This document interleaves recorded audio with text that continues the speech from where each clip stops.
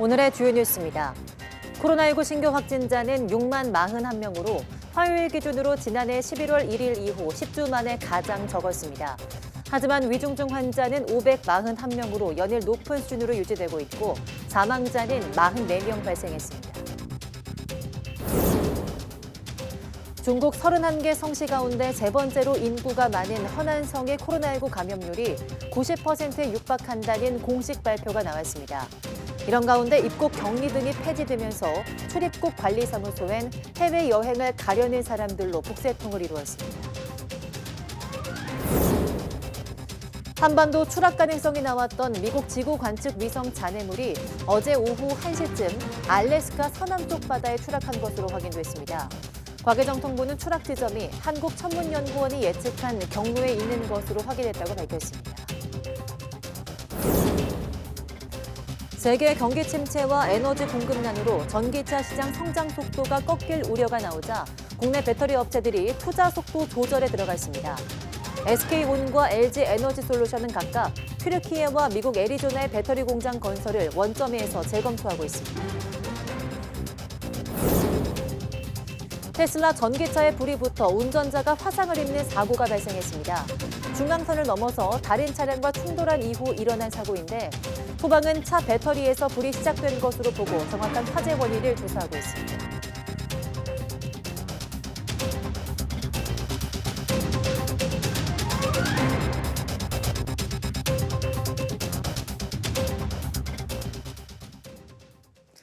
여러분 안녕하십니까? 1월 10일 사이언스 투데이 시작합니다. 오늘 0시 기준 코로나19 신규 확진자는 6만 41명으로 집계됐습니다. 휴일 효과가 반영된 어제보다 4만여 명 늘었지만 일주일 전보다 2만 명, 2주 전보다 2만 7천여 명 줄었습니다. 지난해 11월 1일 이후 화요일 기준 10주 만에 최저로 겨울 유행세가 주춤한 상황입니다. 신규 환자 가운데 국내 발생이 5만 9,954명, 해외 유입 87명이며 이 가운데 60.9%인 53명이 중국에서 유입됐습니다. 코로나19 위중증 환자는 541명으로 엿새째 500명대 높은 수준을 이어가고 있습니다. 어제 하루 코로나19로 숨진 사람은 44명이며 누적 사망자는 32,669명입니다.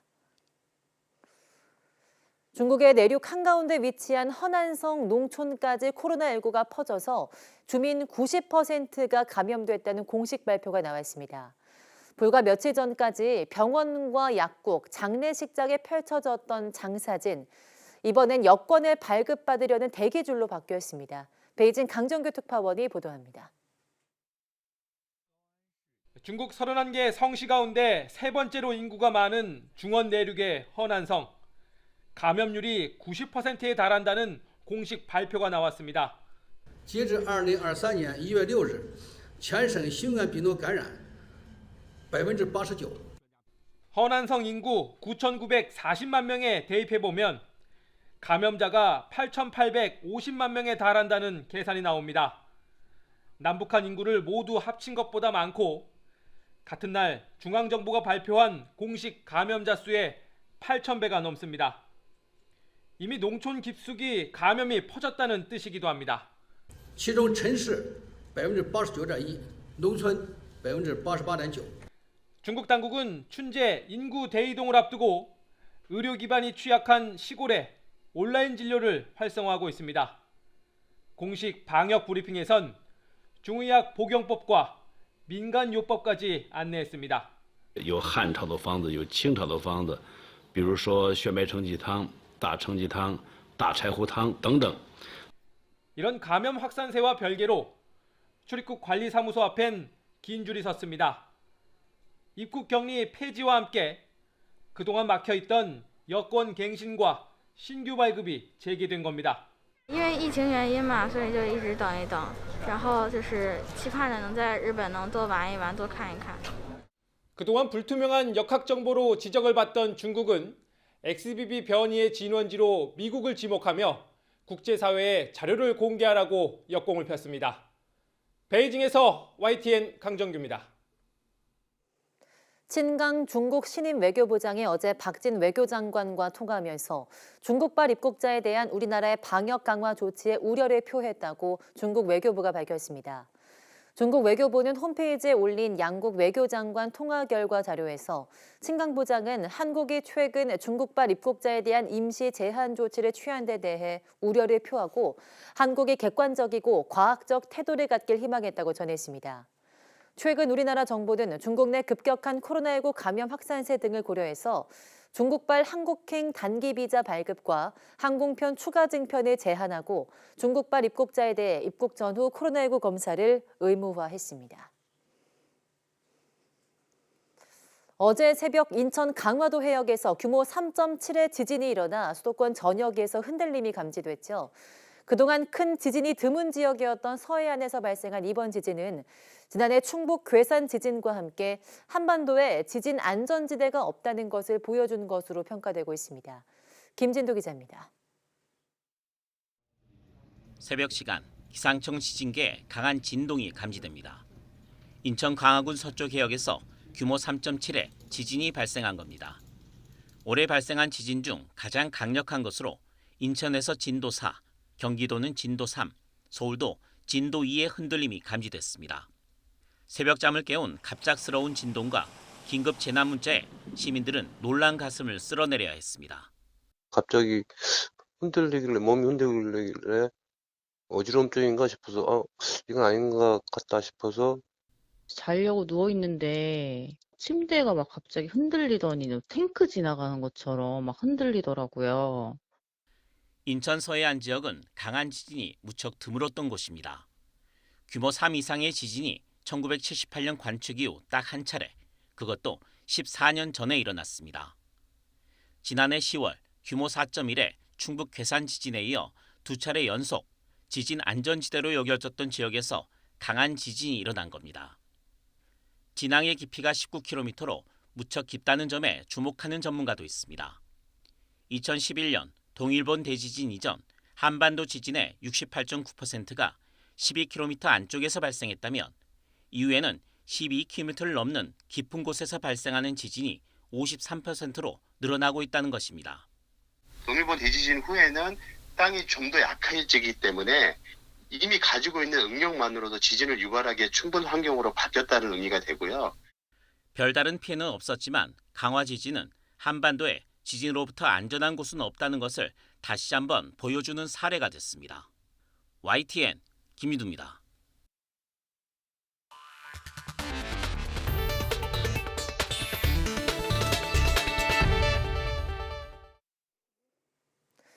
미국의 지구 관측 위성 잔해물이 알래스카 서남쪽에 추락한 것으로 최종 확인됐습니다. 과학기술정보통신부는 미 우주군 발표를 통해서 미국의 지구 관측 위성 잔해물이 어제 오후 1시 4분쯤 알래스카 서남쪽 베링해 부근에 최종 추락했으며 이 지점은 한국천문연구원이 예측한 경로상에 있는 것으로 확인했다고 밝혔습니다. 앞서 이 위성은 추락 지점 예측 범위에 한반도가 포함돼 경보가 발령됐지만 정부는 위성의 잔해물이 한반도 상공을 지나간 것으로 추정되며 특별한 피해 상황은 접수되지 않았다고 밝혔습니다. 이번에 추락한 위성은 지난 1984년 발사돼 임무를 수행한 후 2005년 현역에서 은퇴한 뒤 지구 궤도에 머무르다가 중력에 이끌려 추락했습니다. 미국의 관측 위성 잔해물이 떨어진 어제 전국 곳곳의 상공에서 같은 형태의 미확인 물체가 보여 제보가 잇따르기도 했지만 일단 그 물체는 위성 잔해물이 아니라는 분석이 나왔습니다. 한국천문연구원은 YTN 사이언스와 전화통화에서 어제 미국 지구관측 위성이 한반도 상공을 지나갔다는 보도 이후 전국 곳곳에서 포착된 시민들의 제보 영상과 관련해서 해당 물체는 인공위성이 아니라고 말했습니다. 천문연구원은 해당 영상이 촬영된 시간은 오후 5시와 6시쯤인데 실제 위성 잔해물이 한반도 상공을 지나간 시간은 이보다 훨씬 빠른 시간이었다고 설명했습니다. 천문연은 따라서 영상 속 물체는 비행기가 하늘을 날아갈 때 생기는 가늘고 긴 꼬리 모양의 구름인 비행운일 가능성이 있다고 덧붙였습니다. 세계 최대 IT 가전제품 전시회 CES가 최첨단 기술이 가져올 우리 일상의 변화를 보여주고 막을 내렸습니다. 우리 기업들은 초연결 사회와 친환경 기술을 주도하면서 글로벌 기업들 사이에서 존재감을 드러냈습니다. 미국 라스베이거스에서 윤혜리 기자가 보도합니다. 올해 CES엔 구글과 아마존, 마이크로소프트 등의 글로벌 IT 기업이 돌아왔습니다. 이들이 주목한 건 모빌리티 기술의 진화. 특히 구글은 차량 전용 운영체제, 안드로이드 오토의 새 기능에 초점을 맞췄습니다. 하지만 화웨이나 샤오미 등 중국 기업들은 코로나 확산과 미중 갈등 여파로 참여가 저조했습니다. 대신 우리 기업들의 활약이 두드러졌습니다. 삼성과 LG는 압도적인 전 시장 규모와 화려한 5개 광고로 존재감을 뽐냈습니다. 초연결 사회와 친환경 기술을 주도한 겁니다. 이번 CES에서 저희 삼성의 주제는 초연결 경험입니다. 맞춤형 경험으로 여는 초연결 시대입니다. 기업 총수 간 합종 연행도 눈길을 끌었습니다. 삼성전자 한종희 부회장은 BMW 그룹 올리버 집세 회장과 만났고 SK 최태원, 신세계 정용진, LG전자 조주환, HD 현대 정기선 등 임원진이 총출동했습니다. 여러 가지 전시를 잘 해준 거에 대해서 상당히 기쁘고요. 많은 사람들이 또 관심을 많이 가져서 기부금에 저희가 조금 대응할 수 있었으면 좋겠습니다. 올해 CES에는 10만 명이 넘는 관람객이 방문해 코로나 이전 수준을 어느 정도 회복했다는 평가를 받았습니다. 전시 기간 라스베이거스 도시 전체가 하나의 박람회장이었습니다. 거리를 수놓은 불빛만큼이나 많은 기업이 저마다의 기술을 뽐냈습니다. 올해 CES는 라스베이거스 야경만큼이나 화려한 볼거리를 남기고 폐막했습니다. 미국 라스베이거스에서 YTN 윤혜리입니다. 어젯밤 중앙분리대와 부딪힌 뒤 반대편 차선 차량과 충돌한 테슬라 전기 차량에 불이 붙는 사고가 발생했습니다. 배터리에서 불이 난 것으로 추정됩니다. 영상 함께 보시죠. 시뻘건 불길이 차를 휘감고 엄청난 높이로 치솟고 있습니다. 차 바로 앞에는 몸을 못 가누고 쓰러져 있는 사람도 보이는데요. 어젯밤 10시 20분쯤입니다. 세종시 소정면에서 테슬라 전기 차량이 중앙선을 넘어서 중앙분리대와 부딪히고 반대편 차량과 충돌하는 사고가 발생했습니다. 그 후 전기차에 불이 붙고 차량이 모두 탔는데요. 지나가던 시민들이 30대 남성 운전자를 끄집어냈는데 남성은 발목 골절과 다리 화상으로 병원으로 옮겨졌습니다. 소방은 차 배터리에서 불이 시작된 것으로 보고 정확한 화재 원인을 조사하고 있습니다. 국내 배터리 업체들이 세계 경기 침체 본격화에 자금 확보에 어려움을 겪으면서 일단 외연 확장을 당분간 멈추고 숨고르기에 들어가 있습니다. SK온과 LG에너지솔루션은 각각 튀르키예와 미국 애리조나의 배터리 공장 건설을 원점에서 재검토하고 있습니다. 이승윤 기자입니다. 지난해 3월 미국의 완성차 업체 포드, 튀르키예 제조기업 코치와 업무 협약을 맺고 외연 확장에 나선 SK온. 4조 원을 투자해 튀르키예 수도 앙카라 인근에 전기자동차 배터리 합작 공장을 짓고 내후년부터 연간 45기가와트시 규모의 배터리를 생산한다는 야심찬 계획을 세웠습니다. Our joint announcement today with Ford and our local Turkish business partner Koç Holdings is a major milestone for SK온. 하지만 SK온은 최근 이 사업을 원점에서 재검토하기로 했습니다. 튀르키예 조인트 벤처건을 협의해 왔으나 현재까지 논의가 마무리되지 못하고 있습니다. 다만 협상이 중단된 것은 아닙니다. 협상 중단 여부는 최종 결정되지 않았습니다. 세계 경기 침체에 따른 고금리 기조로 자금 시장이 위축된 데다 우크라이나 전쟁으로 유럽에서 전기료가 급등해 전기차 주행 비용이 늘어난 게 악영향을 미친 것으로 보입니다. 국내 배터리 업계 라이벌인 LG에너지솔루션도 1조 7천억 원 규모의 미국 애리조나 공장 투자를 재검토하는 등 투자 속도 조절에 나섰습니다. 투자 시기가 상당히 불투명하다라고 보는 게 맞을 것 같고요.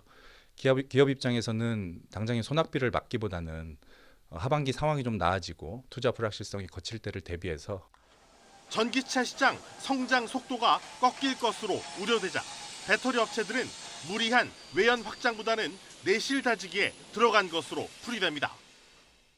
올해 상반기까지는 경기 침체가 심각할 것이란 어두운 전망이 나오면서 SK온을 비롯한 국내 기업들의 해외 투자 숨고르기는 당분간 지속될 전망입니다. YTN 이승윤입니다. 취업준비생들을 위해서 면접용 정장을 무료로 빌려주는 서비스가 있습니다.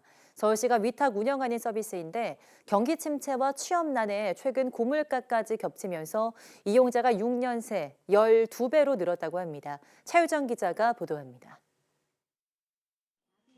취업준비생 최수진 씨는 올해부터 본격적인 기업 면접을 볼 예정입니다. 그런데 정장이 생각보다 비싸 걱정이었는데 이번에 고민을 말끔히 해결했습니다. 양복을 나흘 동안 무료로 대여할 수 있게 됐기 때문입니다. 서울시에서 이렇게 무료로 대여해준다는 서비스가 있다고 들어서 면접 위치랑 가까운 장소가 신촌역이길래 오게 되었습니다. 구비된 정장이 10벌이 넘고 색깔별로 있어서 마음에 쏙 드는 옷을 찾을 수 있었습니다. 넥타이와 벨트, 구두까지 모두 공짜로 빌릴 수 있습니다. 직원분이 디자인이나 기장, 사이즈 다 잘 골라주셔서 만족스럽게 잘 찾아서 입고 가는 것 같습니다. 2016년부터 서울시가 시작한 면접용 정장 무료 대여 서비스가 인기입니다. 2016년 4천여 명 수준이었던 연간 이용자 수는 지난해 4만여 명으로 12배 가까이 증가했습니다. 취업난과 고물가 속에 경제적 부담을 덜려는 청년들이 부쩍 늘었기 때문입니다. 최근에 경기 침체와 물가 상승으로 취업 한파를 겪고 있는 청년분들께서 많이 이용하고 계신 것 같습니다. 위탁 대여업체 수도 이번에 노원, 광동, 영등포구에 3곳을 추가해 13곳으로 늘렸습니다. 서울에 사는 고등학교 졸업 예정자와 만 39세 이하 청년은 누구나 이용할 수 있습니다. 대여를 원하는 청년은 서울 일자리 포털 취업날개 서비스 메뉴에서 날짜와 시간을 예약하고 시간에 맞춰 위탁업체를 방문하면 됩니다. YTN 차유정입니다. 물가 고공행진 속에 먹고 마시는 것에 들어가는 돈부터 절약하시는 분들 많으신데요. 커피 한 잔 값도 아끼기 위해서 카페 대신 비교적 가격이 저렴한 편의점을 찾는 소비자들도 늘고 있습니다. 임성재 기자가 보도합니다. 사무실이 밀집한 지역에 있는 대형 편의점. 매장 내 커피 머신 주변이 한 손에 컵을 든 손님들로 붐빕니다. 출근 시간 그리고 점심 시간에 편의점 커피를 마시려는 소비자들의 발걸음이 이어지는 겁니다. 커피 머신에서 직접 원두를 갈아 내려 먹는 방식인데 한 잔당 가격은 프랜차이즈 카페에 비해 저렴한 1,000원 초반대입니다. 실제로 매출도 지난해 하반기부터 동기 대비 20% 넘게 늘었습니다. 보통 프랜차이즈 카페의 커피 가격보다 절반 이상 저렴하기 때문입니다. 커피값이 비싸서 좀 부담이 많이 됐는데 편의점 커피는 저렴하기도 하고 또 이제 금방 가져갈 수 있어서 자주 마시고 있습니다. 한 4-5천 원 하는데 요거 이제 반의 반값 정도밖에 안 되니까. 커피와 함께 곁들여 먹을 편의점 샌드위치와 빵으로 식사를 대신하는 경우도 늘고 있습니다. 이제 편의점 커피가 가성비가 높다라는 인식이 이제 많이 퍼졌잖아요. 샌드위치나 아니면 머핀류와 같이 그런 간단한 아침 식사 대용식과 같이 구매하시는 분들도 상당히 많습니다. 새해 첫날부터 콜라 등 음료부터 각종 유제품까지 일상 먹거리 가격이 일제히 오른 상황. 커피 한 잔, 식사 한 끼 비용이라도 더 아끼려는 소비자들의 마음이 편의점에서도 고스란히 드러나고 있습니다. YTN 임성재입니다. 세계 실물 경기는 이렇게 위축된 모습이지만 중국의 일상 회복으로 인한 기대감에 각국 증시는 뜨거워지는 분위기입니다. 유럽 증시는 지난해 5월 이후 최고치를 기록했고 뉴욕 증시는 장 중반까지 강한 상승세를 보였으나 막판 하락하며 혼조세로 장을 마쳤습니다. 보도에 김상우 기자입니다. 중국인 입국과 관련해서 코로나 백신 접종 증명을 의무화한 태국이 시행 첫날 이를 뒤집었습니다. 관광산업과 경제 회복에 악영향을 미칠 수 있다는 업계의 요청을 수용한 것입니다. Before 90% of our clients it was Chinese, yes. Then we just getting ready and prepare for them to coming back and visit us again. 중국이 봉쇄 위주의 제로 코로나 정책에서 벗어나 전면 개방으로 전환함에 따라 그에 따른 경제 활성 기대감이 세계 곳곳에서 커지고 있습니다. 프랑크푸르트 증시와 파리 증시 등 유럽 증시가 기술주와 여행, 레저 관련 주 등을 중심으로 일제히 상승했습니다. 지난해 5월 이후 최고치입니다.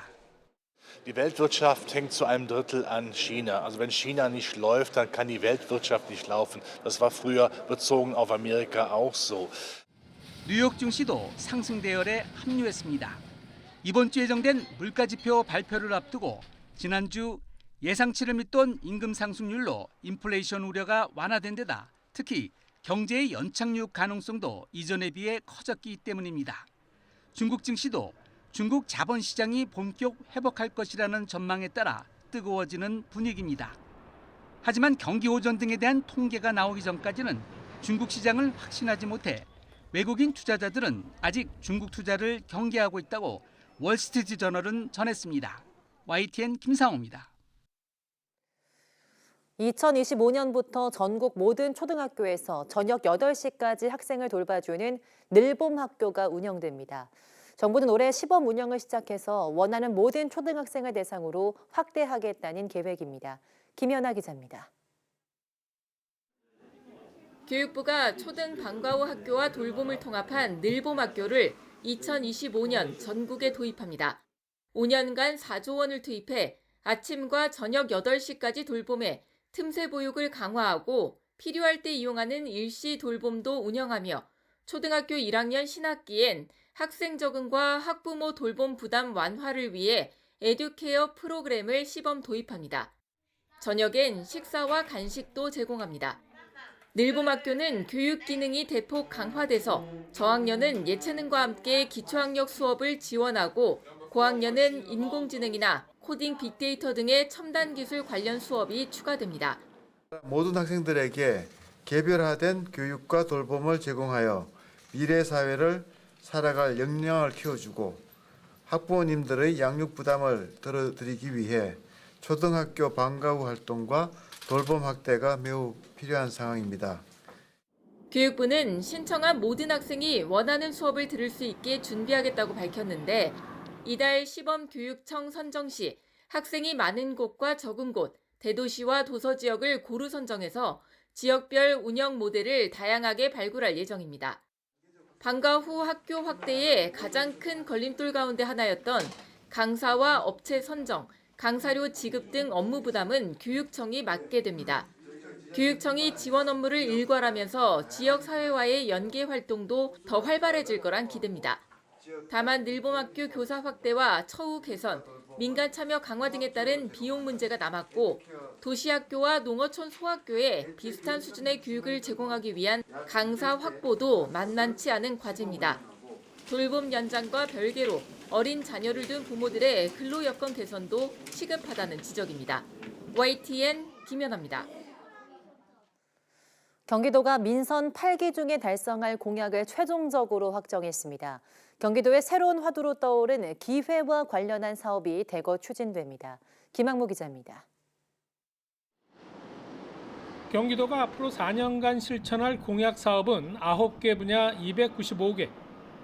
이들 공약은 사업 성격상 더 많은 기회와 더 고른 기회, 더 나은 기회로 구분됩니다. 우선 더 많은 기회 부분은 경제 성장이 주요 내용으로 반도체와 미래차, 바이오 등 첨단 산업 육성과 스타트업, 탄소 중립, 미래 산업을 위한 지펀드 조성 등이 있습니다. 더 고른 기회 부분은 어르신 일자리 발굴과 국공립 어린이집 확대, 청년 사다리, 경기 북부 특별자치도 설치 등입니다. 더 나은 기회 부분은 재생에너지 활성화와 에너지 전환 기반 조성, 경기 국제공항 추진, 사회혁신 복합단지 조성 등입니다. 각각의 사업을 성공적으로 추진함으로써 더 많은 기회를 만들어 고르게 분배하고 기회의 질을 높인다는 겁니다. 눈에 띄는 건 예술인 기회소득과 청년 갭이어, 청년 사다리, 베이비 부모 제도약 지원 등 김 지사의 대표적인 기회 관련 사업이 대거 포함된 점입니다. 기회가 넘치는 그런 경기도가 되게끔 이 공약을 통해서 우리 도민들을 위해서 도민들의 삶의 질 향상을 위해서 최선을 다하겠습니다. 공약을 추진하는 데 드는 비용은 38조 4천억 원. 경기도는 공약 실천 계획서를 홈페이지에 공개하고 분기별로 공약 사업 이행을 점검할 계획입니다. YTN 김학무입니다.